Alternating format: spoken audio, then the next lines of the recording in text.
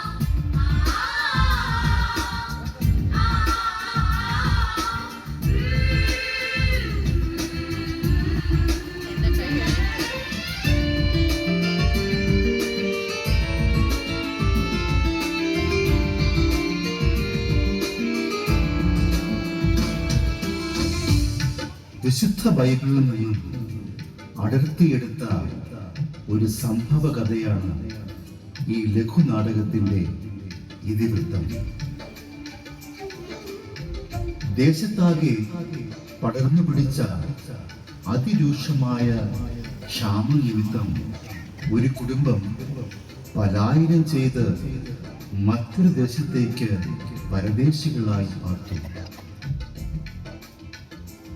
പ്രവാസകാലത്ത് വിധവകളായി മാറിയ 3 സ്ത്രീകൾ, അവരുടെ അതിജീവനത്തിന്റെ കഥയാണ് ഈ കൊച്ചു നാടകം.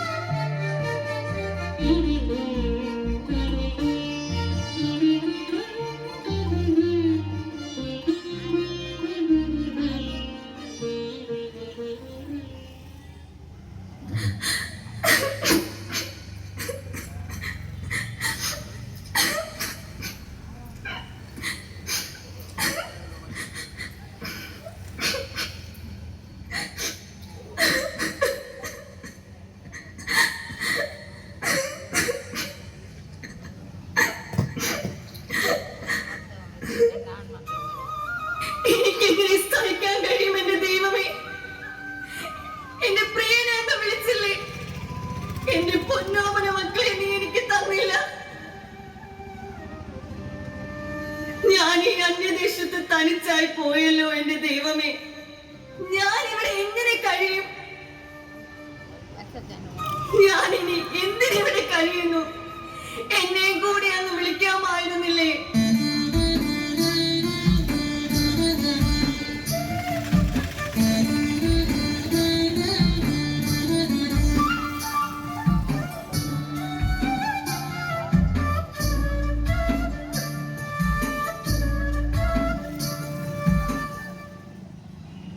മതി കരഞ്ഞത്. എണീറ്റ് വല്ലതും കഴിക്കാൻ നോക്ക്. എനിക്കെങ്ങനെ കഴിക്കാൻ കഴിയും? ഞാനും എന്റെ മക്കളും ഒരുമിച്ചിരുന്ന് വർത്തമാനം പറഞ്ഞ് പൊട്ടിച്ചിരിച്ച് ഭക്ഷണം കഴിച്ചിരുന്ന ദിവസങ്ങൾ.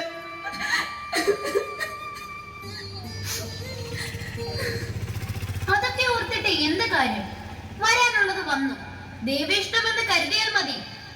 ദൈവം എന്നോട് ഇത്ര ദോഷം ചെയ്യുമെന്ന് ഞാൻ കരുതിയില്ല. അങ്ങനെ പറയരുത്. ദൈവത്തിന് നിന്നിലൂടെ നിറവേറ്റപ്പെടാൻ ഏതോ മഹനീയമായ പദ്ധതിയുണ്ട്. നമുക്കത് മറവായിരിക്കുന്നു എന്ന് കരുതിയാൽ മതി.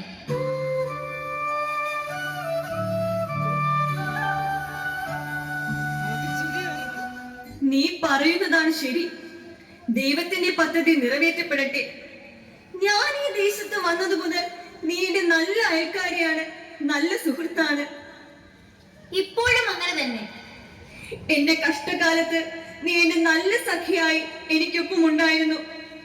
യഹൂദാദേശത്ത് കഠിനമായ ക്ഷാമം ബാധിച്ചപ്പോൾ ഒരു നേരത്തെ ഭക്ഷണത്തിനായി ഞങ്ങൾ അലഞ്ഞു. ആരും ഞങ്ങളെ സഹായിച്ചില്ല. ഭക്ഷണത്തിനായുള്ള യാത്രയില ഞങ്ങൾ ഇവിടെ എത്തിയത്. അതിനെന്താ, ഇവിടെ ധാരാളം ഭക്ഷണമുണ്ടല്ലോ. ശരിയാണ്.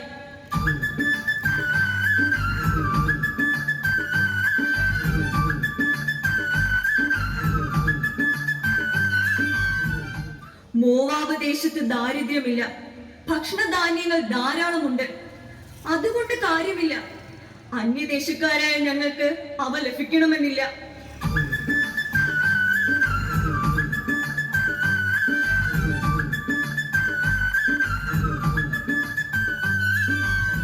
നീയാണ് ഞങ്ങൾക്ക് ഭക്ഷണം നൽകി പോറ്റിയത്.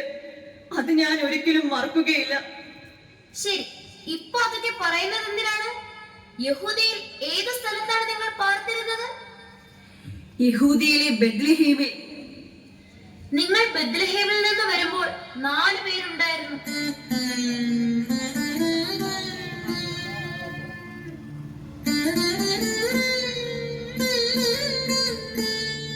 അതെ, ഞാനും അദ്ദേഹവും 2 മക്കളും. നിങ്ങളെ കണ്ടപ്പോൾ തന്നെ ദൈവത്തിന്റെ സ്വന്തം ജനമാണെന്ന് തോന്നി. നിങ്ങളാണ് ആദ്യമായി എന്റെ വീട്ടിൽ വന്നത്. ആ സന്ദർശനം ഇന്നും ഞാൻ ഓർക്കുന്നു. പിന്നെ അദ്ദേഹവും ഞങ്ങളുടെ വീട്ടിൽ വന്നു. എന്തു നല്ല മനുഷ്യനായിരുന്നു അദ്ദേഹം. ഞങ്ങൾ അദ്ദേഹത്തെ എലീമേലെക്ക് എന്നല്ല, സഹോദരൻ എന്നാണ് വിളിച്ചിരുന്നത്.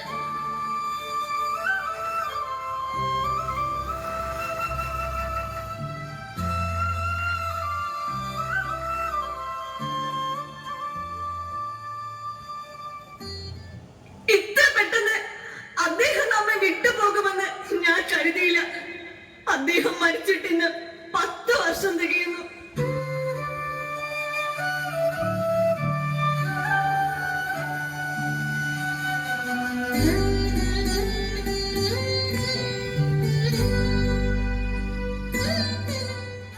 നിന്നെ ആശ്വസിപ്പിക്കാൻ എനിക്ക് വാക്കുകളില്ല. എന്റെ 2 മക്കളെയും ഞാൻ പാടുപെട്ട് വളർത്തി. മഹ്ലോനും കില്യോനും. അവർ 2 പേരും എനിക്ക് താങ്ങായി എന്നോടൊപ്പം നിന്നു.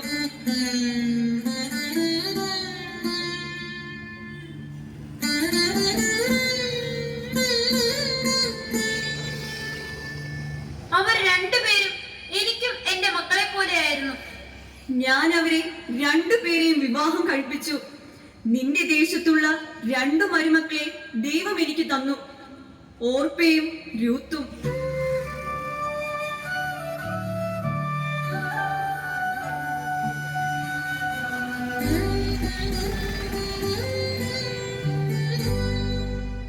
അങ്ങനെ നിന്റെ വീട്ടിൽ വീണ്ടും സന്തോഷം കളിയാടുന്നത് കണ്ട് ഞാൻ ദൈവത്തെ സ്തുതിച്ചു. ആ സന്തോഷം അധികനാൾ നീണ്ടു നിന്നില്ല. എന്റെ 2 മക്കളും അവരുടെ അപ്പന്റെ അടുത്തേക്ക് പോയി. ഞാൻ വീണ്ടും തനിച്ചായി.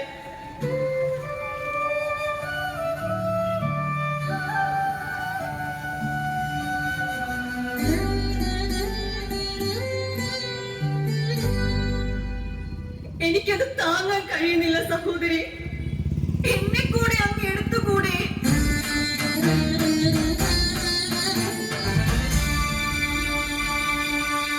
മതി കരഞ്ഞത്.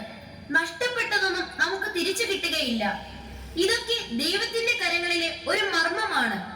ഇതെന്തുകൊണ്ട് സംഭവിച്ചു എന്ന് ചോദിക്കാൻ നമുക്ക് അവകാശമില്ല. സമാധാനിക്കൂ. മതി കരഞ്ഞത്. കരഞ്ഞിട്ട് കാര്യമില്ല. ഞാൻ ഇവിടെ നിന്നിട്ടും കാര്യമില്ല.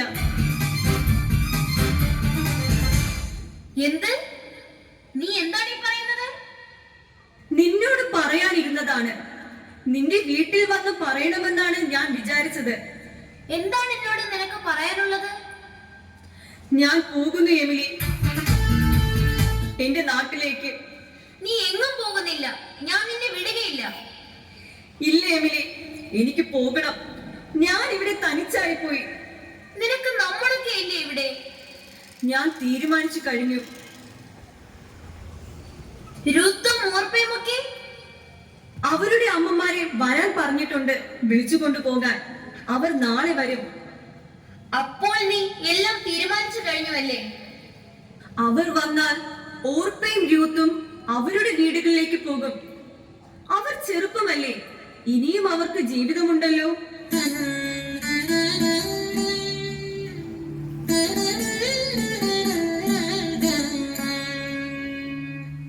നീ പോകുന്നുവല്ലേ? നിനക്ക് എങ്ങനെ എന്നെ പിരിയാൻ കഴിയും? വേറെ വഴിയില്ല സഹോദരി, നിന്നെ ഞാൻ ഒരിക്കലും മറക്കുകയില്ല.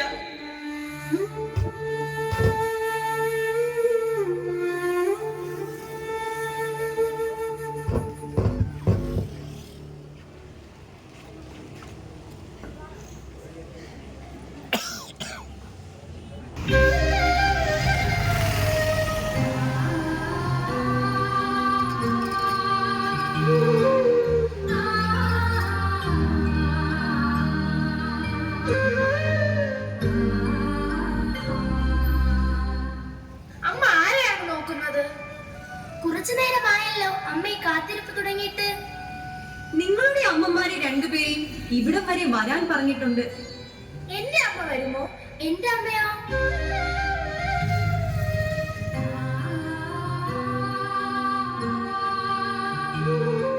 രണ്ടുപേരും വരും. അവരോടൊരു പ്രധാന കാര്യം പറയാനുണ്ട്. എന്ത് പ്രധാന കാര്യം? നിങ്ങളുടെ ഭാവി കാര്യം.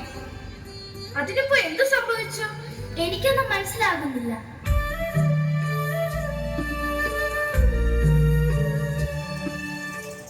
എനിക്കെല്ലാം മനസ്സിലാകുന്നുണ്ട്. ഇനിയും ഞാൻ ഇവിടെ നിൽക്കാൻ പാടില്ല. ഞാൻ മടങ്ങിപ്പോകാൻ തീരുമാനിച്ചു. അമ്മ എങ്ങോട്ടാണ് പോകുന്നത്? ഇല്ല, അമ്മ എങ്ങോട്ടും പോകുന്നില്ല. ബെത്ലഹേമിലേക്ക്, എന്റെ സ്വന്തം ദേശത്തിലേക്ക്. അവിടുത്തെ ക്ഷാമമെല്ലാം അവസാനിച്ചിരിക്കുന്നു. ഞങ്ങളെ തരിച്ചാക്കിയിട്ടാണോ അമ്മ പോകുന്നത്? അമ്മ പോയി ഞങ്ങൾ എങ്ങോട്ട് പോകും? അതിനാണ് നിങ്ങളുടെ അമ്മമാരെ വരാൻ പറഞ്ഞിട്ടുള്ളത്. അവർ വന്ന് നിങ്ങളെ കൊണ്ടുപോകും നിങ്ങളുടെ വീടുകളിലേക്ക്.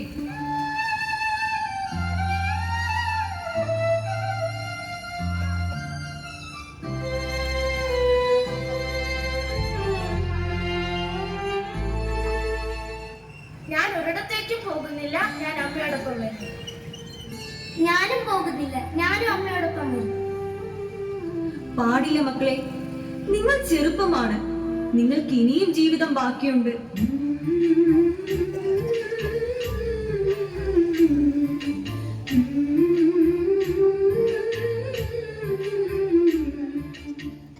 ഞങ്ങൾ അമ്മയെ വിട്ട് പോകുകയില്ല. ഞങ്ങൾ അമ്മയോടൊപ്പം വരും.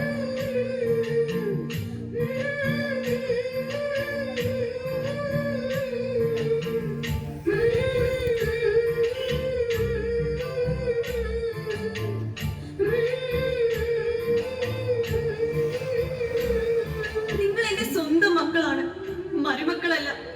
എന്റെ പൊന്നു മക്കൾ, മഹ്ളോനും കില്ലിയോനും പകരമായി ദൈവം എനിക്ക് തന്ന മക്കൾ.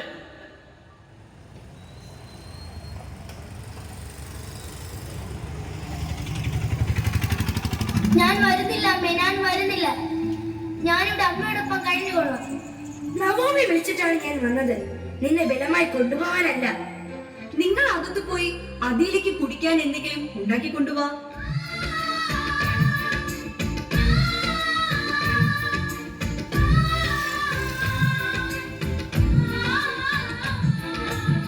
എന്തിനാണ് എന്നെ വരാൻ പറഞ്ഞത്? ഓർപ്പയുടെ കാര്യം സംസാരിക്കാനാണ്. അവർ എന്തെങ്കിലും അരുതാത്തത് ചെയ്തോ? ഇല്ല, അങ്ങനെയൊന്നുമില്ല. അവൾ നല്ല കുട്ടിയല്ലേ, എന്റെ പൊന്നു മോളല്ലേ. പിന്നെ എന്ത് അത്യാവശ്യമാണുള്ളത്? പറയാം. കഴിഞ്ഞ 10 വർഷം ഞങ്ങൾ വളരെ സന്തോഷമായാണ് ജീവിച്ചത്. മഹ്ളോനും കില്ലിയോനും രൂത്തും ഓർപ്പയും. ഞങ്ങൾ മക്കളും മരുമക്കളുമായിട്ടല്ല കഴിഞ്ഞത്, എല്ലാവരും എന്റെ സ്വന്തം മക്കളായിട്ടാ.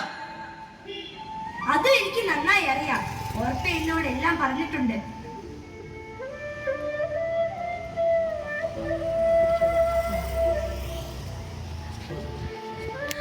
ആ സന്തോഷം അനുഭവിപ്പാൻ ഞങ്ങൾക്ക് കഴിഞ്ഞിട്ടില്ല.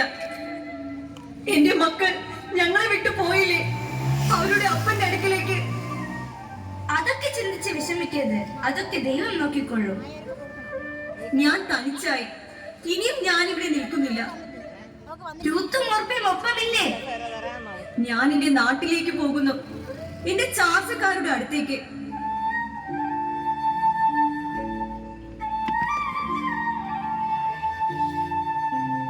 അപ്പൊ രൂത്തും ഓർപ്പയും? അത് പറയാനാ നിന്നെ വിളിച്ചത്.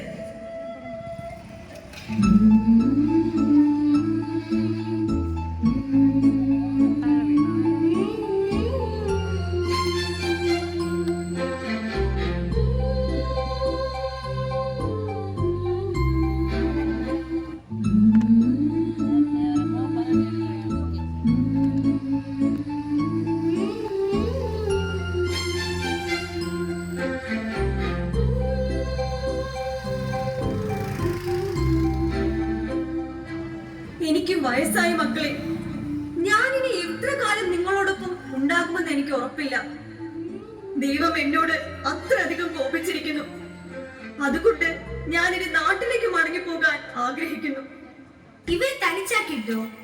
ഞാനും അമ്മയോടൊപ്പം പോകും, ഞാനും കൂടെ വരും. ഞാൻ നിങ്ങളോട് പറഞ്ഞില്ലേ നിങ്ങൾക്ക് ഇനിയും ജീവിതം ബാക്കിയുണ്ടെന്ന്. നീ ഓർപ്പയെ നിന്റെ വീട്ടിലേക്ക് കൊണ്ടുപോകണം.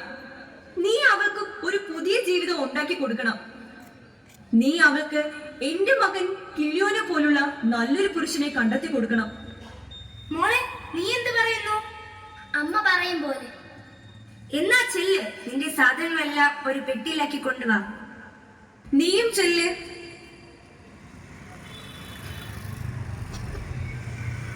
നീ എന്ന് എവിടെ നിന്ന് പോകും?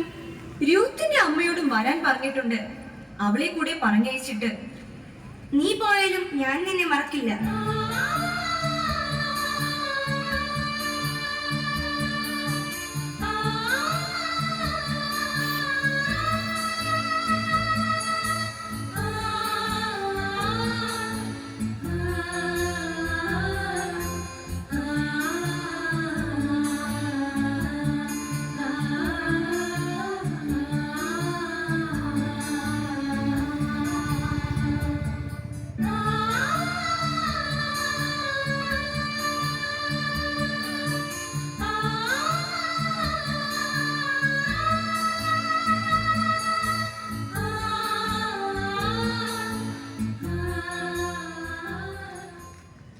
നിന്നെയും എനിക്ക് മറക്കാൻ കഴിയുമോ?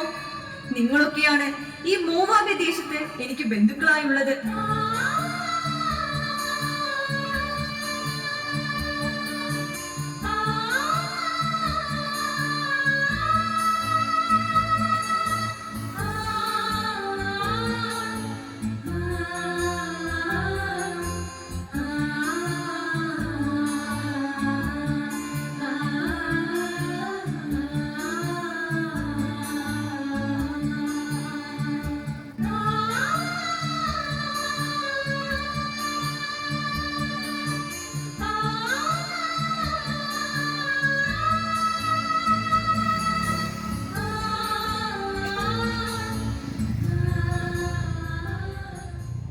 ഞാൻ പോട്ടെ അമ്മേ, പോട്ടെ സഹോദരി. വാ മോളെ. പോയി വാ മോളെ, ദൈവം നിന്നെ അനുഗ്രഹിക്കട്ടെ.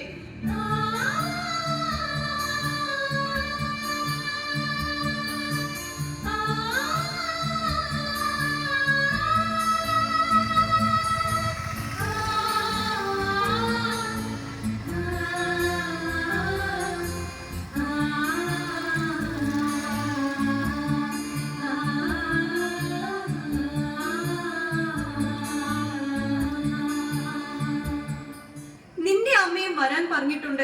അവൾ ഉടൻ എത്തും. ഓർമ്മ പോയതുപോലെ ഞാൻ പോവില്ല.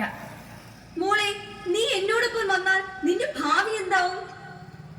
ഭാവി എന്തായാലും സാരമില്ല, ഞാൻ അമ്മയോട് കൂടെ വരും.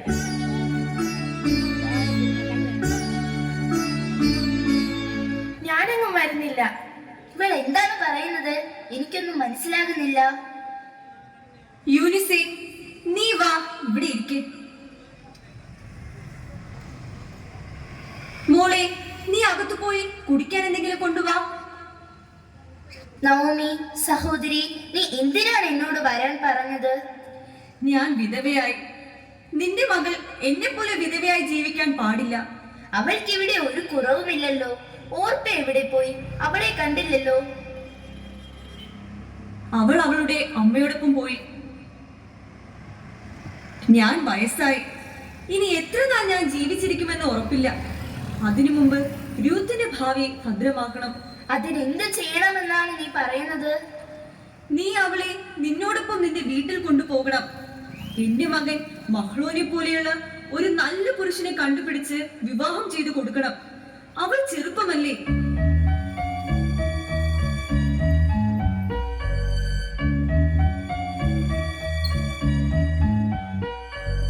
നിങ്ങൾ രണ്ടമ്മമാരും കൂടെ എന്താണ് സംസാരിക്കുന്നത്? നിന്റെ ഭാവി കാര്യം.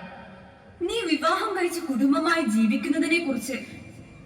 ഞാൻ ഒരിക്കൽ വിവാഹം കഴിച്ചതാണ്, അത് മതി. ഇനി എനിക്ക് വിവാഹം വേണ്ട. എന്റെ പ്രിയപ്പെട്ടവന്റെ വീട്ടിൽ ഞാൻ സന്തോഷമായി ജീവിക്കും. ഞാൻ എന്റെ നാട്ടിലേക്ക് പോകുന്നെന്ന് നിന്നോട് പറഞ്ഞതല്ലേ? അപ്പൊ പിന്നെ എന്നോടൊപ്പം വരുന്നതായിരിക്കും നല്ലത്. അന്യദേശത്ത് നീ തനിച്ചായി പോകും.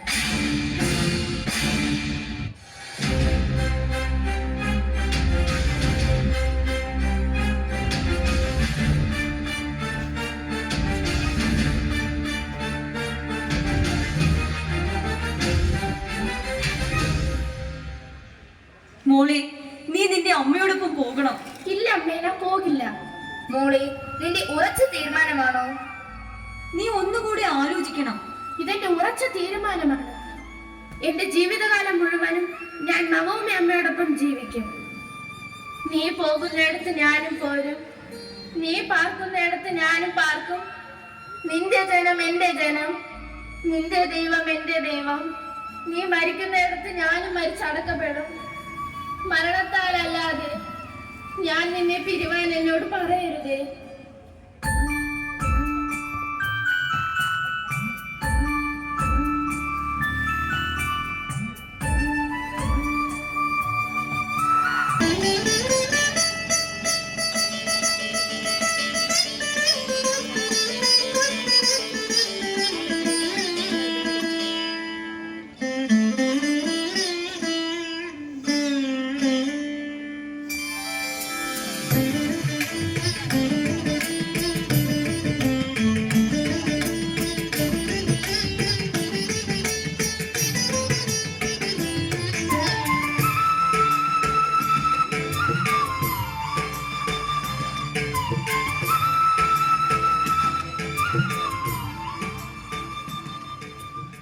നിനക്കിന്ന് ഇത്രയധികം കിട്ടിയോ? ഇത് ഞാൻ പിറക്കിയതല്ല അമ്മേ, യജമാനൻ എനിക്ക് സമ്മാനമായി തന്നതാണ്. നീ ആരുടെ വയലിലാണ് കതിർ പെറുക്കാൻ പോയത്? ബോവസ് എന്നയാളിന്റെ വയലിൽ. എല്ലാ ദിവസവും നീ ബോവസിന്റെ വയലിൽ തന്നെയാണോ പോയത്? അതെ അമ്മേ, മറ്റു വയലുകളിൽ പോകണ്ട എന്ന് അദ്ദേഹം പറഞ്ഞു. ബോവസ് നിന്നോട് സ്നേഹമായാണോ പെരുമാറിയത് മോളെ? എന്നോട് വളരെ സ്നേഹമായാണ് പെരുമാറിയത്. നമ്മളെ കുറിച്ച് അദ്ദേഹത്തിന് നല്ലവണ്ണം അറിയാം. ഞാൻ മോവാബ്യ സ്ത്രീയാണെന്നും അപ്പനും മക്കളും മരിച്ചുപോയെന്നും ഞാൻ മഹ്ലോന്റെ ഭാര്യയാണെന്നൊക്കെ. ബോവസ് മഹ്ലോന്റെ അപ്പന്റെ കുടുംബക്കാരനാണ്. വലിയ ധനികനാണ്. ധാരാളം കൊയ്ത്തുകാരും പരിചാരകന്മാരുമുണ്ട്. ബോവസിന് നിന്നെ ഇഷ്ടമായെന്ന് തോന്നുന്നു. എനിക്ക് പ്രത്യേക ഭക്ഷണവും കൂട്ടുകാരെയും അദ്ദേഹം ഏർപ്പാടാക്കി.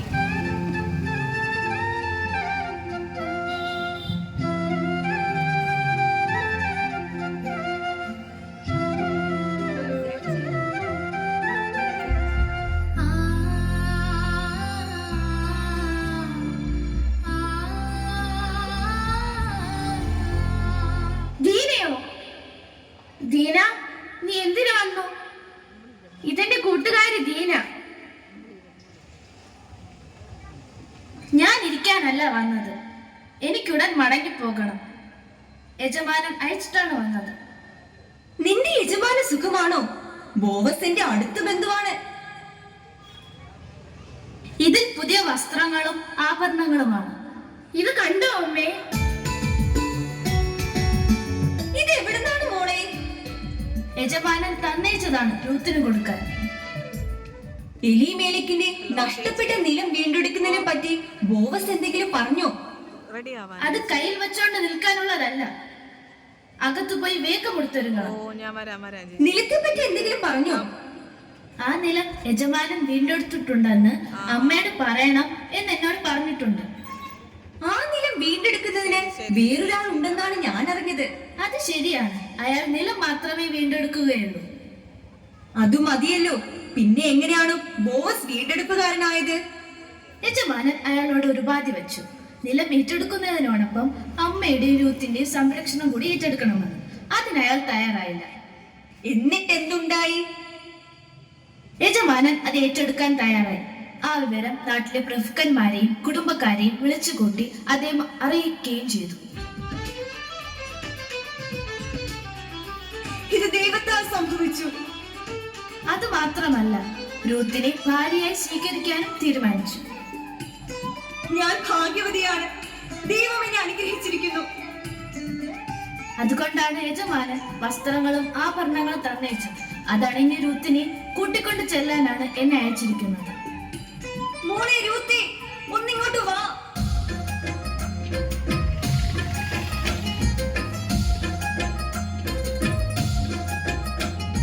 ദീന പറഞ്ഞത് നീ കേട്ടോ മോളെ? നിന്നെ കൂട്ടിക്കൊണ്ടു പോകാനാണ് ദീന വന്നിരിക്കുന്നത്. നിനക്ക് ഇഷ്ടമായോ മോളെ? അവൾക്കിഷ്ടമാണ്, അതെനിക്കറിയാം. അമ്മയെ തനിച്ചാക്കിയിട്ട് ഞാൻ എങ്ങനെ പോകും അമ്മേ? അമ്മ പിന്നാലെ വരും. അമ്മയും യജമാന്റെ വീട്ടിലാണ് പാർക്കാൻ പോകുന്നത്. അതോർത്ത് നീ വിഷമിക്കേണ്ട. നിങ്ങൾക്കിരുവർക്കും ഒരുമിച്ച് അവിടെ സന്തോഷമായി കഴിയാം. നീ പോ മോളെ. ബോവസ് അവിടെ കാത്തിരിക്കും. ഞാൻ പിന്നീട് വന്നുകൊള്ളാം.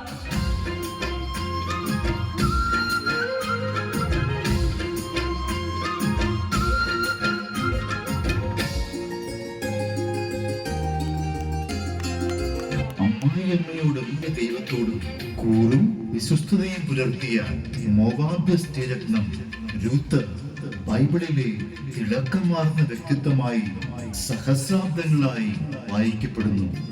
രൂത്തിന്റെയും ബോവസിന്റെയും പുത്രനായ ഓബേദ് ഇസ്രായേലിന്റെ മധുരഗായകൻ ദാവീദ് രാജാവിന്റെ പിതാമഹനാണ്.